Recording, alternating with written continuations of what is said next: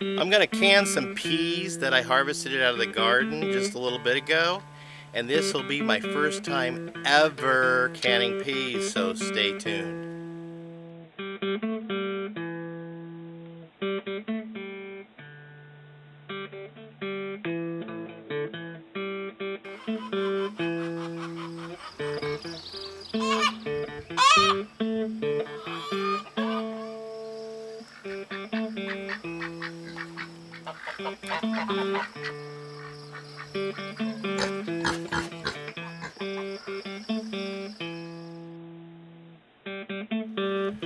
Welcome back to Pine Meadows Hobby Farm. I'm your host, Jerry Hansen.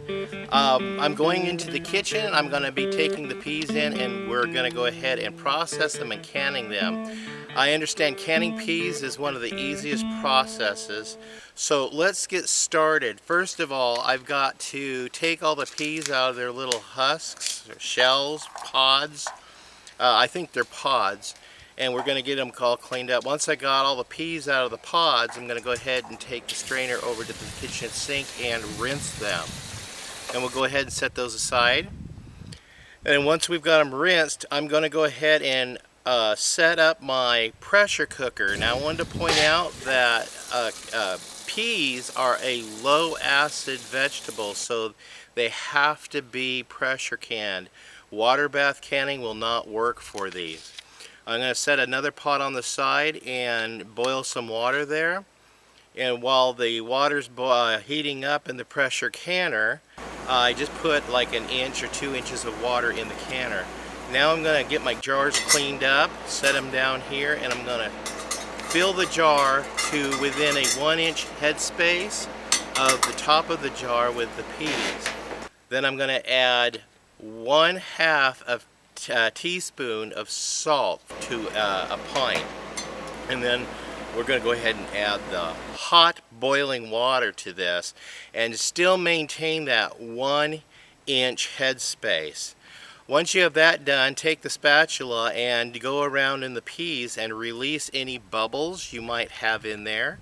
Now we must not forget to also take a paper towel and wipe around the edge so your lid gets a good seal. We'll go ahead and put the lid and the ring on and tighten those down just till it's first resistance.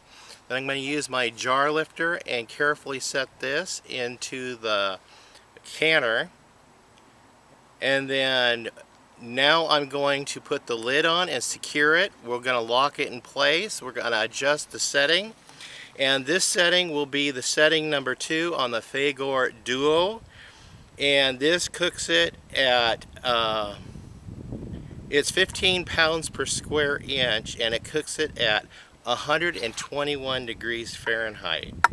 So that's what you need to make sure everything gets killed inside of this can. You don't want botulism.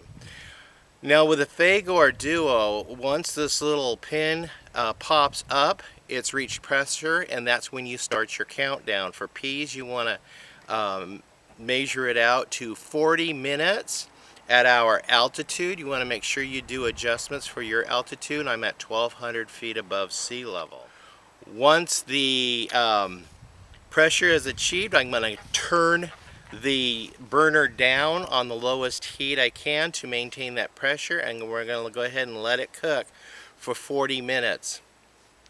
Once we've achieved the 40 minutes, I'm going to go ahead and turn the heat off, and then I'm going to let it cool down on its right setting, let it steam out, and then once it's steamed out, we're going to go ahead and turn the valve over to the full steam out, and we'll release all the steam. Now this is a nice safety feature. It won't let you unlock the pot unless that button is down, and it enables you to unlock the lid, turn the lid, and bring it off.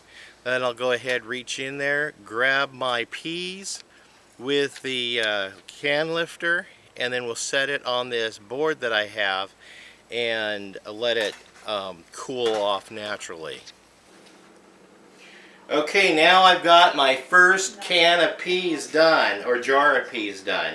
It popped, which indicated it got a good seal, so I did it right. And yeah, so peas it is. Now the next harvest of peas, we'll do the same thing and see if I can get some more peas. But these aren't going to last long, so I'm probably having for dinner tonight because I'm eager to taste how my canning did. Well, that's it from the Homestead kitchen and learning how to can peas for the first time in my life. I'm your host, Jerry Hansen. This is Pine Meadows Hobby Farm. I want to thank you guys for joining me. Please subscribe if you haven't already, and also click that bell icon that alerts you to new videos as I do upload them. You can help out the channel by sharing our videos on your social media platforms, and also giving me a thumbs up and leaving a question or a comment. I'll leave some information down below on the products I used today on this program. You can also follow us on social media. I'm on Twitter, Facebook, Pinterest, Reddit, Blogger, Tumblr. I'm also on Parlor.com and on LinkedIn. Hey, we'll see you guys in more videos. Bye-bye.